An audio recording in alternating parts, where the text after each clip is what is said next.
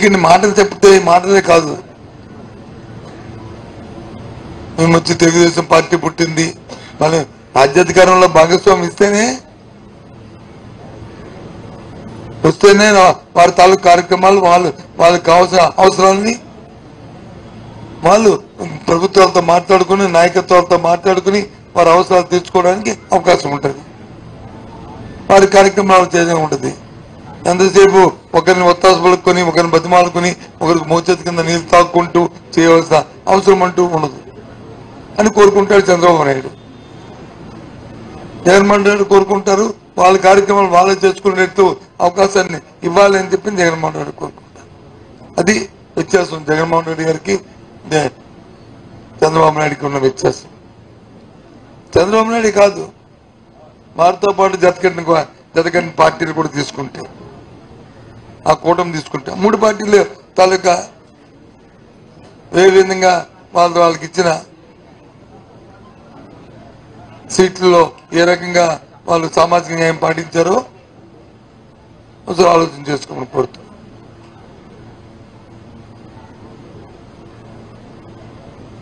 పవన్ కళ్యాణ్ గారు 2 సీట్లు ఇస్తే 2 సీట్లు 1 కూడా బీసీ లేదు.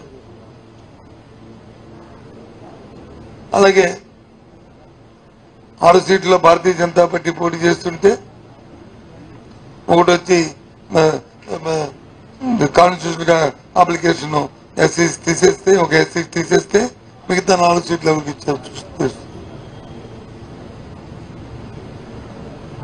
ఎంత విడ్డూరం అంటే, ఎంత ధైర్యం అంటే ఆ పార్టీలకి ఉత్తరాంధ్ర ప్రజల పట్ల ప్రజలతో ఆలోచన పట్ల అంత చిన్న చూపు అంటే, ఎక్కడో ఉన్నాను తీసుకొచ్చి ఇక్కడ పెట్టి లాబీయిస్టులు పెట్టి వాళ్ళు గెలుద్దాం అనుకునే తాపత్రయం చేస్తున్నారు.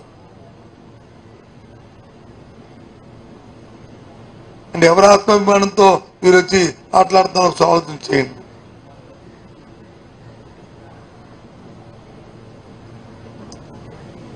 ప్రజలందరూ చూస్తూ ఈ ఉత్తరాంధ్ర ప్రజలందరూ ఊరికే చూస్తూ ఏదో మురుకుంటారు అనుకుంటే ప్రమాదం.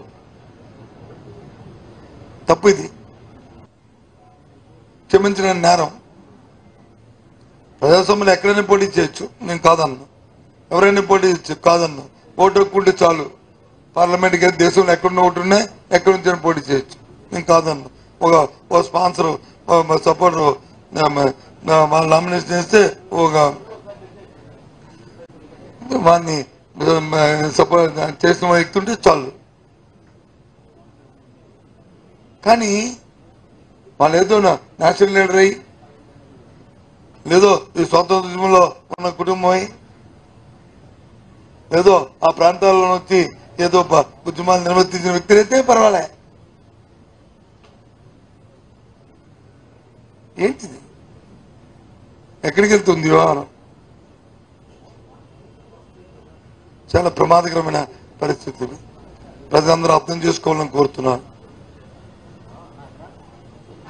ముఖ్యంగా ఉత్తరాంధ్ర ప్రజలందరూ కూడా చాలా స్వామ్యులు, చాలా శాంతికాముకులు, లా బైండింగ్ ఉన్నవాళ్ళు,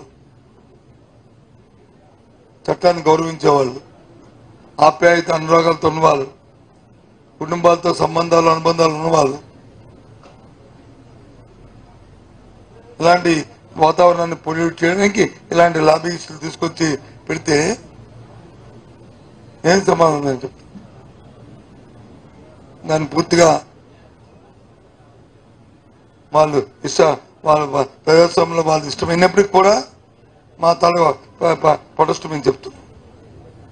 ఇది కరెక్ట్ కాదని చెప్తున్నా. ఇంతేకాదు, ఇవాళ ఉదయం చూసాం, నిన్నటి రోజున ఎలక్షన్ కమిషన్ ఒక ఉత్తర్వులు ఇచ్చింది, వాలంటీర్ వ్యవస్థని వాలంటీర్ని ఇన్వాల్వ్ చేయొద్దని. Okay, fine. మరి వాళ్ళకి కడుతున్న వాళ్ళు ఇస్తున్న పెన్షన్ కూడా పంచొద్దని చంద్రబాబు నాయుడు వచ్చి మరి తెలుగుదేశం పార్టీ పిటిషన్ పెట్టి వాళ్ళతో చేయకపోతే ఈ నెల పెన్షన్ ఎవరు ఇస్తారు? వాళ్ళు తెచ్చుకోవాలి.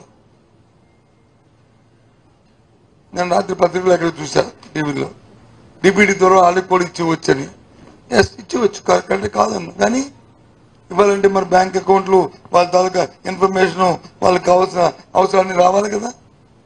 రావాలంటే ఈ 1వ తారీఖు రేపటికి ఎల్లుండి కల్లా అవుతుందా? మనం 4 రోజులు అవుద్దా, 10 రోజులు అవుద్దా? వాలంటరీ వ్యవస్థ ఉంటే ఒక ఇంటింటికి వెళ్ళి తిరిగి తేడానికి కాదు కదా. అంటే పేదవాడి తాలూకు ఆకలితో కూడా కుటీర రాజకీయాలు, క్షుద్ర రాజకీయాలు చేస్తుంది తెలుగుదేశం పార్టీ, ఆ కూటమి. అవునా కదా? ఆ వస్తున్న ఆ పెన్షన్ 3,000 రూపాయల కోసము 1వ తారీఖు నాడు, 2వ తారీఖు నాడు, 3వ తారీఖు నాడు చూస్తున్న ఆ పేద ప్రజలకి ఏం సమాధానం చెప్తారు రేపు? ఏ రకంగా సమాధానం చెప్తారు? ధర్మం ఇది. రాజకీయాలకు హద్దు పద్దు ఉండాలి కదా. లే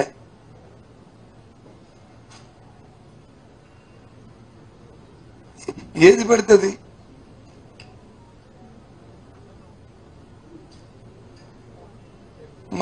మా ఎడ్యుకేషన్ డిపార్ట్మెంట్ సంబంధించి డిఎస్సి ప్రకటించాం.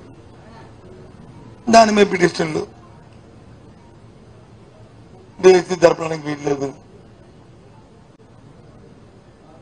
దాని ఎలక్షన్ కమిషన్ వాళ్ళ పైన ఎలక్షన్ కమిషన్ తప్పట్లే.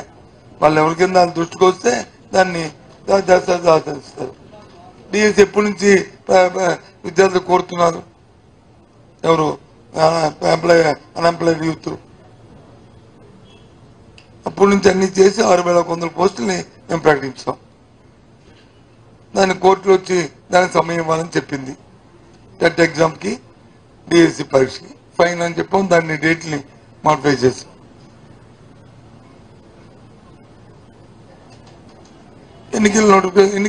ఎన్నికలకి పోయిన దానికి సంబంధం ఉంటే అనుకోవడానికి లేదు.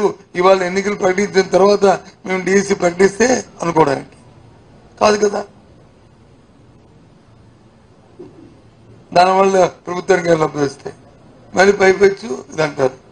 చూశాను ఏదైతే కోడ్ ఆఫ్ కండక్ట్ అయిన తర్వాత అది పెట్టుకోమన్నారు. Okay, fine. ఎలక్షన్ కమిషన్ ఇచ్చిన నిర్ణయాన్ని ఆమోదించాలి కాబట్టి తప్పకుండా బాధ్యత గల ప్రభుత్వంగా రాజ్యాంగబద్ధంగా చేస్తాము. ఆ డేట్లు కూడా త్వరలోనే, ఎప్పుడు ఎన్నికల అయిపోయింది ఎప్పుడు అనేది త్వరలోనే ప్రకటిస్తాం. ఆ డేట్లు కూడా కోడ్ ఆఫ్ కండక్ట్ అయిపోయిన తర్వాత ఎప్పుడు పెట్టుకోవాలని కూడా అది ప్రకటిస్తాం. ఓట్లు లెక్కింపు అయిన తర్వాత, సర్టిఫికేషన్ అయిపోయిన తర్వాత ప్రకటిస్తాం. ఈ లోపే ఆ డేట్లు కూడా ప్రకటిస్తాం. అది కూడా రేపు ఎల్లుండి ఎలక్షన్ కమిషన్ రాస్తాము. వాళ్ళు పర్మిషన్ తీసుకొని